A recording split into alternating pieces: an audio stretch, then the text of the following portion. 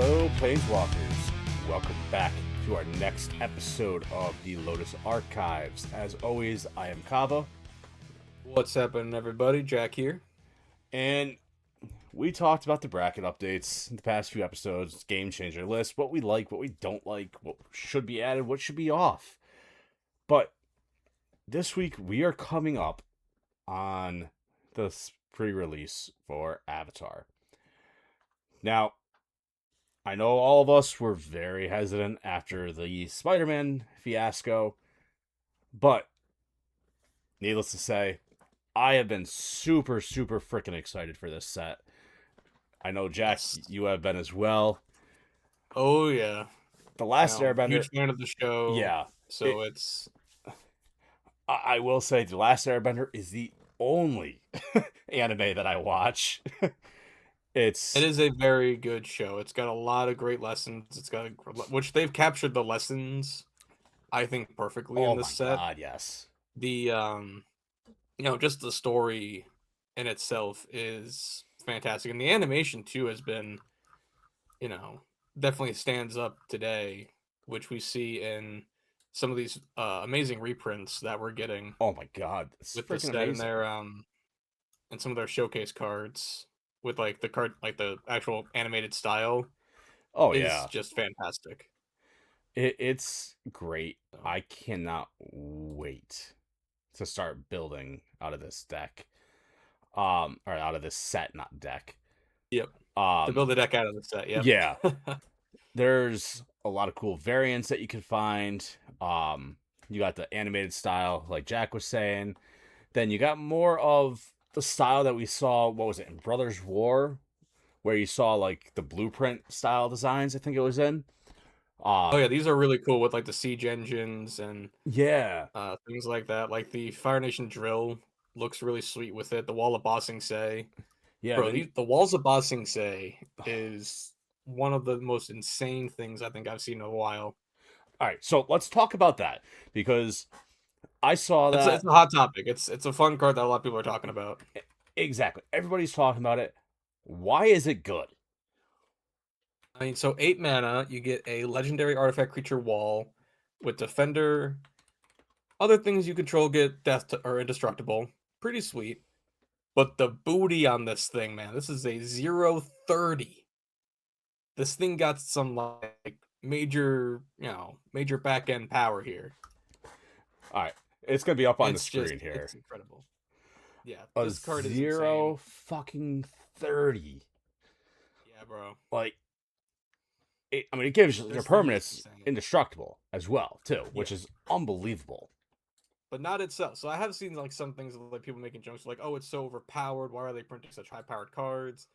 And I'm like, okay, so it does have a big toughness, right? It's a 0/30. It can block a lot of things, but it has no innate protection on its own. So for 8 mana, you're definitely getting your mana's worth. You're getting your value out of that. But it's not like an end all be all. It's perfectly balanced, I would argue. Like I'd say a lot of these cards that seem to be incredibly good are, they're balancing them out fairly well for the most part from what I'm seeing here. Yeah. I mean, I'm seeing this card. Yeah, it's a great defender card, but Oh, absolutely. Like the for, wall decks are going to be eating good. The Arcadia I was just gonna say, or throw this in or like a the Doran the Siege Tower deck. All you gotta do yeah, is Doran have a Siege way Tower to would be good. give it a +1/+1 counter, and now you have a 31/1 freaking attacker. Well, Doran has them attack with their Yes, has but them hit with their hit with the toughness. yes, it doesn't flip it. Right, right. The other thing though is it has defender, so it can't even attack Yeah. with that. I mean, my first thought with it was the Phoenix decks, right? Okay. Yeah. The big mill player, yeah. So that's what I would do with it. Just because I'm a cheeky fucking would just play this, then tap it and mill somebody for 30, and then untap it. All right. So we got that out of the way a little bit here. What is the one commander that you're most excited to build out of this set? Yeah, I know I've mentioned him before. It's definitely Ozai Phoenix King. That's gonna be my go-to. He is 100% my first back. As soon as I saw him get spoiled, it was immediately just I'm gonna build this dude. I Yeah. cannot gush over it enough. Two black, two red, so 6 mana for a 7/7 human noble with trample, firebending 4, and haste. If you would lose unspent mana, it becomes red instead, and he has flying and indestructible as long as you have 6 or more unspent mana.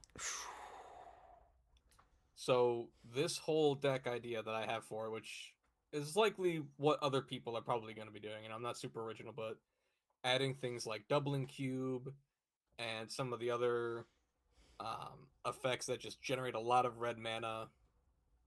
Ashlings and some of the Hebs, I think that do it as well. Just a lot of stuff, and a lot of stuff from this set too that go really hard with the firebending effects. Like Sozin's Comet is going to be just fantastic. That's going to be like a game ender Oh yeah.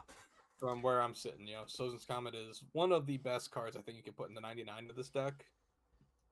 Same with Faded Firepower. So playing things like this, there's just a lot of great, firebending effects that was always my personal favorite bending style, and I personally think it's the strongest one out of this whole set. What are your thoughts? It's firebending is without a doubt probably the most powerful one. Um, but for me, if I'm looking at who I'm most excited to build, um, damn, that's really a toss up for me right now. Um, I've been going back and forth for myself a lot. Like, yeah, as much as I want to build a Avatar Aang deck, I'm not sure how I actually want to do it without being a bunch of good stuff. Putting Mm, all the allies in there and all his gang. Um, right. but looking at two commanders that I'll probably build at the very least. Um, looking at Katara the Fearless, and she is green, white, blue for a 3/3 human warrior ally. And she reads, if a triggered ability of an ally you control triggers, that ability triggers an additional time. So she could have some fun Pretty with good. triggered abilities. There's a lot of allies in this set. Um, could have a Yep. lot of fun with that. Maybe There's a lot I, of allies in other sets too, yeah, like older sets. You've exactly. had, with when Battle of Zendikar was out, they had a whole allied themed deck style with General Tazri, I Yep. believe her name was. She's one of the 5 colors who actually cares a lot about the allied creature type anyway. I So mean, that could be a you really fun thing to go with. you could throw a card in there like Kabira Evangel. I'm probably pronouncing that Mm, wrong, but for 2 and a white for a human cleric ally, she's a 2/3, or they are 2/3. Whenever Kabira or another ally enters the battlefield under your control, you may choose a color. If you do, allies you control gain protection from chosen color until end of turn. Like, pretty that's good. a solid freaking card. Um, then cards like Ondu Cleric, 1 and a white, Yep. a freaking common or uncommon, a 1/1. Whenever Ondu Cleric or another ally enters the battlefield under your control, you may gain life equal to the number of allies you control. Yeah, that one's pretty good. That would be fucking disgusting in this deck. Yep. But Double that up with her, then double it up with like a Panharmonicon or some exactly. other plethora of doubling effects. Yeah, it can go pretty hard. Like, the other good ones that I'm looking at are like Sokka, the Tenacious Tactician, 1 in Jeskai, 3/3 human warrior ally with menace and prowess. And other allies you control have menace and prowess. Whenever you cast a non-creature spell, create a 1/1 white ally creature token. We talked about this briefly in the pre-show. This card could be pretty potentially good. Throwing a bunch of equipment in there and have fun with that. Yeah, I mean, you can easily make it some kind of like, as much as I don't see Sokka as being a spell slinger Yeah, style, individual, it's like you could just run a bunch of cantrips and create, like, if you're really trying to, like, bring it up to its stuff and not really care so much about the theme of them, then yeah, you can just run a bunch of quick, easy cantrips, quick, easy target spells to buff him up and buff up his, group of prowessy allies and hit pretty hard and go pretty wide. So yeah. I mean, potential is definitely there with a lot of these cards. yes. And the one that I do want to build as well, mostly because I don't have a lands matter deck, and I don't know if it'll end up being an actual lands matter deck, just with how she's worded. But I need to do some research and figure out how I want to build it and how I'm going to. But it's Toph, the first metal bender. 1 red, green, and white for a 3/3 human warrior ally. Non-token artifacts you control are lands, in addition to their other types. They don't gain the ability to tap for mana. At the beginning of your end Yeah, that's step, a key thing there. yeah, at the beginning of your end step, Earthbend 2. And for those that don't know, Earthbend, target land you control becomes a 0/0 creature with haste that's still a land. Put 2+1/+1 counters on it. When it dies or is exiled, return it to the battlefield tapped.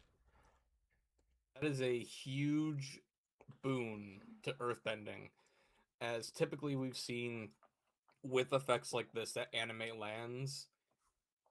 Before, if you would just lose the land, like you turning into a creature, that's a big risk, Yeah. right? Because you could just potentially lose that land. I usually try to avoid mass land animation, as if somebody just plays a board wipe, well, You're now fucked. you're screwed, as you just lost your whole mana base, your whole land base there. With Toph, though, and this is why I think Earthbending is probably like uh, the second strongest. I'll always put Firebending above the others. Firebending is One going is to be just mechanically, yeah. Firebending I is think going to be decidedly it's better. yeah. Firebending is going to be disgusting in the right hands. If you have the ability to spend that mana, it's going to be disgusting. Absolutely. But then Earthbending, I'd call a solid second, especially with Toph for the first Metal Bender here. Being able to turn those non-token artifacts into these things and just, I mean, Toph is a badass just for doing metal bending in and of itself. If you know the show, Oh yeah. towards the end when she just like bursts into one of these blimps that they have and coats herself with the door she just broke down.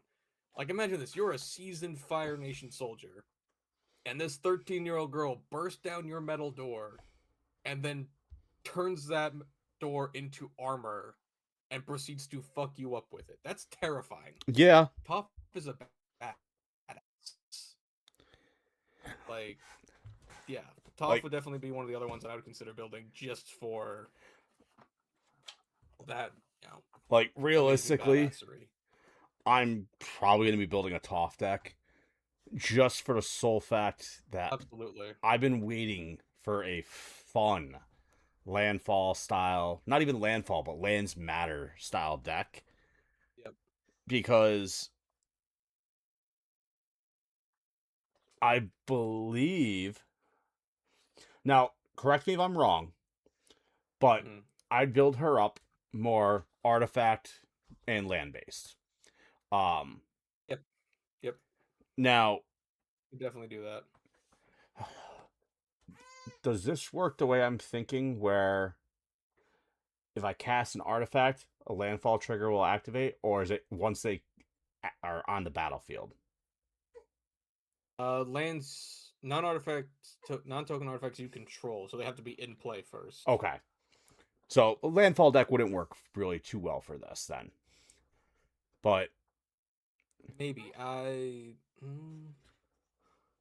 Non-token artifacts you control are lands and other types. Uh, it might do. Like, because I'm looking at like a lot of the high synergy cards, and it's saying landfall stuff, but I think that's because they're focusing on you using a lot of lands in that deck. Right.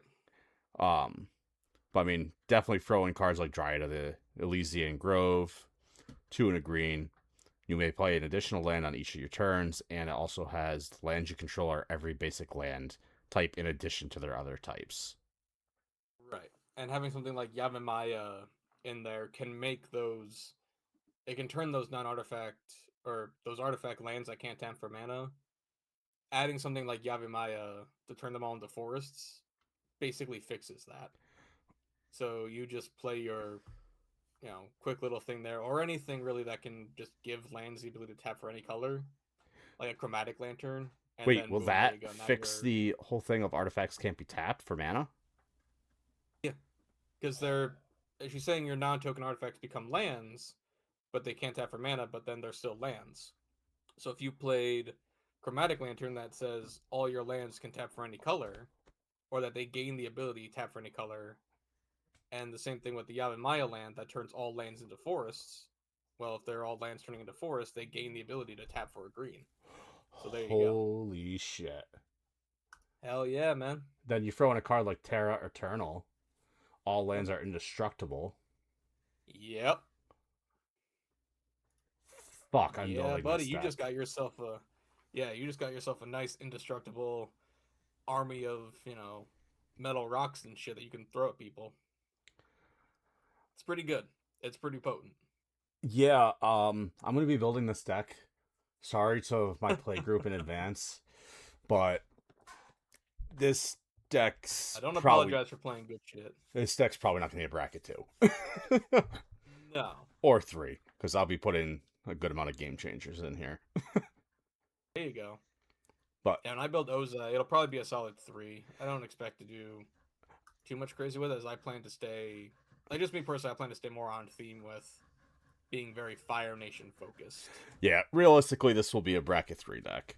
Um, at most, I'll probably have throw out to fairies and like a crop rotation in there. But Oh, for sure. We do have a few other really good yeah, so what are some of the cards, and I've seen a good lot of. cards in this set that are going to see a lot of play? So, the one that I've seen people be talking about, I've seen a few different clips on it, people trying to explain how it works, is Ko the Face Stealer. Oh God. So, for 4 and 2 black, you get a legendary Shapeshifter Spirit, which is the perfect typing. When Ko enters, exile up to one other target creature. Whenever another non-token creature dies, you may exile it. Then he has pay 1 life, choose a creature card, exile with Ko. Ko has all activated and triggered abilities of the last chosen card. So there's a few caveats with this one that I've seen, or at least I've heard, through different media outlets that people may have been a little bit confused on, given how this guy might work. So if you say exile something with his ability that also then has the ability to exile other permanents or other things, Ko will not gain those as faces he can turn into essentially. So the basic gist of it is Ko can only turn into or gain the activated and triggered abilities of cards that have been exiled by its own ability. So either Okay. by its enter the battlefield effect or by him himself exiling them with his other effect. Of like if they die, you can exile it, and then he can turn into those one at a time. But now the other really cool thing about him is that you can do this at any point. You can shift his faces essentially whenever you want, as long as you can pay a life. It's instant speed. So whatever cards you have exiled with him, you can just immediately swap to and from whatever you want. And if one of them happens to have a once per turn caveat to their activated ability, if you just reset Ko to one other phase and then bring him back to that other one, it resets that effect. So you can keep doing it over and over again. Jesus. It'll cost you a bit of life, but you know, that'll do its thing. However, if Ko dies, then you have to start the process all over again. It'll lose the faces that it gained. It's not like a Martial that puts cage counters on things and lets you keep them if it dies. If Ko dies, you have to restart, basically restock your faces, essentially. Makes sense. Yeah. I mean, this guy is terrifying. When I first saw this as a kid watching the show, it's an absolute nightmare engine, and I love it. I think it'll be really great in the 99 of a lot of, decks that have black in them. I Mono mean, black decks are gonna love it. It's incredible.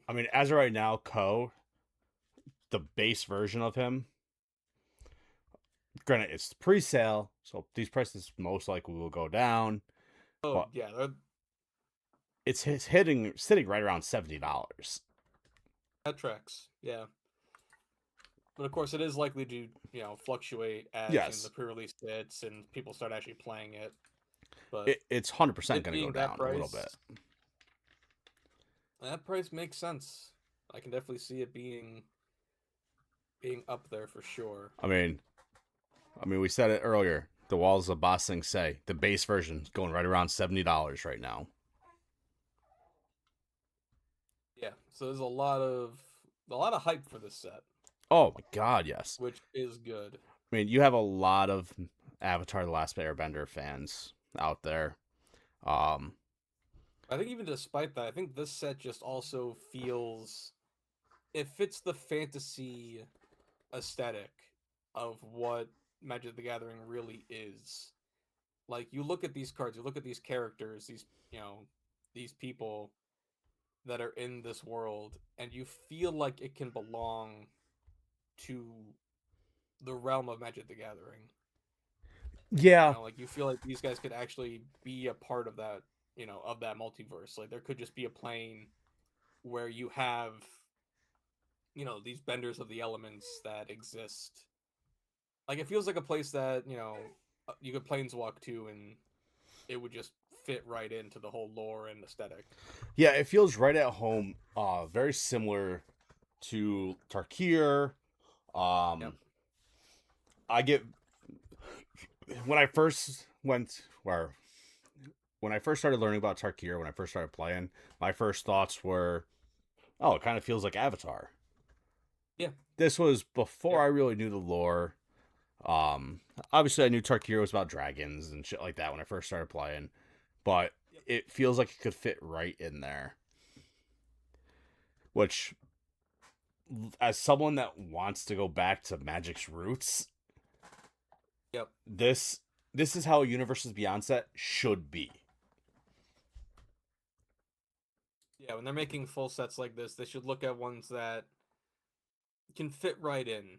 Essentially, like yeah, you've got some technological stuff here, but we've seen technology in other sets. I mean, In Christ, like the Kamigawa sets, we got mechs. So Kamigawa, we had mechs. New Capital, yeah, it was essentially a steampunky New York City. Like, we got the tech. right. And Christ, even Edge of Eternities, we have fucking spaceships. Yeah, Like, I'm not too concerned about technology coming into Magic. It's more of a, does it feel like Magic the Gathering? right. The Like, world around it, which that was the issue I heard from a lot of people about Spider-Man, mm-hmm. which is why when I was talking to a few people at FNM the other day, I was at my LGS talking to them, and a lot of them said they were way more hyped and excited for this pre-release than they were for the last one. Like a lot of them I talked to, and like some of them just didn't even go to it. Like they Yeah. just didn't even go to Spider-Man. They were like, no, we're skipping it. We don't want to go to real New York City. We don't want to see real people doing these things and just the sheer massive amount of legendary creatures and things to be drafted in. It just felt like a bit more than what should have been there. And I know we can beat that dead horse till it's blue in the face. Oh, and we will. But this I think is, yeah, of course. This I think is just a much more clear, direct, like path to the right direction. Basically, like this is what I, at least they're doing it right here. I don't think it's going to be what we'll see next year, but at least for No, this set, I'm excited for it, and we got a lot of good stuff. yeah, a lot of good reprints as well. A lot of good reprints. Um, Yep, Now I'm not gonna throw up all the reprints on the board, as we'll be lot. here until fucking 10 o'clock tonight. Um, and it's 12 o'clock in the afternoon. But I'm gonna Yep, go over a few of the high profile reprints um that are coming with the set. You're gonna have cards. Obviously, you're gonna have Soul Ring, Arcane Signet, yep, Swiftfoot Boots. Yeah, those are all getting reprinted. The big yep. ones are It'll be in the nice coming. commander bundle. Yeah, the big ones are coming from the Commander bundle. Yep. You are getting a guaranteed Soul Ring, Arcane Signet, Swiftfoot Boots. That's guaranteed for everybody that purchases the Commander bundle. What's not guaranteed is the other two cards. You're getting one tutor and one commander spell. And the commander spells I'm talking about are if you control a commander, you may cast this card without paying its mana cost. So Pretty good. yeah, you got the Fierce Guardianships, the Deflecting Swat, those ones that came out in the commander sets years ago. But the big thing that I think is driving up a lot of the prices, besides Deflecting Swat potentially being one of the cards you could get, is the tutors. You're Yeah, the getting tutors are really good. you're getting an avatar themed enlightened tutor, mystical tutor, worldly tutor. Um oh, what the hell is the black one? I'm drawing a blank. It's Entomb. Entomb. And unfortunately, we're getting a gamble. um And Gamble still has, a place, I'd say, as like a solid tutor. It's just I don't think it, I already said my piece on it as it not being a game changer worthy, but it's still a decent tutor in the right deck. yeah, unfortunately, we just got done bashing gamble as a game changer because you have to discard at random. And then they go and Yep. throw it in as one of the tutors that you could get. Um, I'd much rather see myself get an enlightened tutor or worldly tutor when I open this thing up. But Yeah. we'll see. I know the other big one, Teferi's Protection, is going to get a reprint. Yep. But so you have a bunch of good reprints, and I also see cards like Beastmaster Ascensions getting a reprint, Draneth Magistrate. Obviously, we already talked about Dockside being in this set. Yeah, that's gonna lead to something interesting. Yeah, I'm very interested to see what's gonna happen with that. But a lot of cool reprints. Looks like Yep. Intruder Alarm is getting a reprint. It's a cheaper card, but I don't remember when the last time it was reprinted in a set. It's been a hot minute. Yeah, It's been a while. but so They we're do getting have a a lot of really good these showcase cards have a lot of really solid reprints yes, with Cruel Tutor, and you've got a nice Imprisoned in the Moon thing there. Force of Negation, which we saw very early on, is yep, pretty sweet. So that's awesome to see. That's going to be one of the chase cards, I think, for sure. As just anytime you get a free counter spell in a set, it's going to be a chase card for sure. Yep, Aang Shelter being the first protection as well. That's going to be a pretty big one that people are going to want to go for. And overall, I think we just got a lot of really good.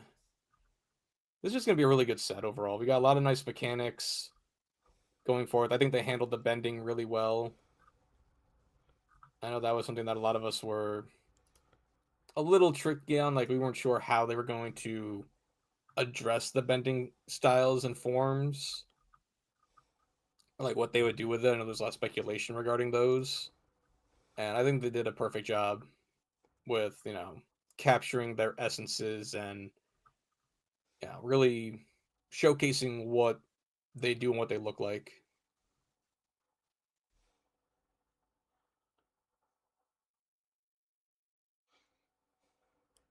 What the hell? Good. Yeah, but I don't know. I'm excited.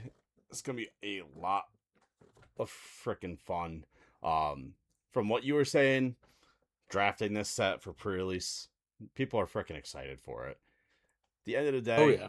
you want to see people excited. Um, Yep. and that's people weren't excited for Spider-Man. People weren't excited for some of these other sets. The fact that the fans at the LGSs are excited for this set should tell you all you need to know about the quality of this set. Yep. That's very good. There's a lot of really good cards that people are going to be going after. Things like Secret of Bloodbending is fantastic. Some of these, other things like Wan Shi Tong, Librarian is Yep. fantastic. Again, Day of Black Sun is incredible. Firebender Ascension is awesome. The Ascension cards themselves are all really good. So just and the art is I can't gush about this art style enough. Like it's so fantastic. Yeah, I am super freaking excited. This set is gonna be fun to open in packs. Yep. One of the few sets this year that I'm actually buying a box of. Um, Yeah, I think I'll snag a box of it as well. I know I went a little crazy with Assassin's Creed, just as like a major Assassin's Creed fan, and Final Fantasy I grabbed quite a bit of, but this will definitely be one too that I maybe grab a box or two of, just as being the major fans that me and my fiance both are. Yeah, we just love everything about it. all right. So yeah, this is gonna Well, be a good one. I'm excited. this was a short, quick episode here. We wanted to sit, Yep. talk about Avatar for a little bit, explain how excited we both freaking are for this set. We didn't want to go too much into what the best commander is and all that stuff. There's bigger guys that are showing that already. Yeah, there's plenty of We're, those, we're just going to and be rehashing what they already said anyway. yeah, So, with that, we look forward to seeing some of you guys at pre releases for those that are going. I know Jack said he is absolutely. I will going. be. I Yep, won't be I'll be going to my attending, local game one. but Sad. unfortunately, I have responsibilities. But as always, Yeah, adult life sucks. as always, I am Kava, This has been Jack. and we will catch you guys all next time. Take care, everyone.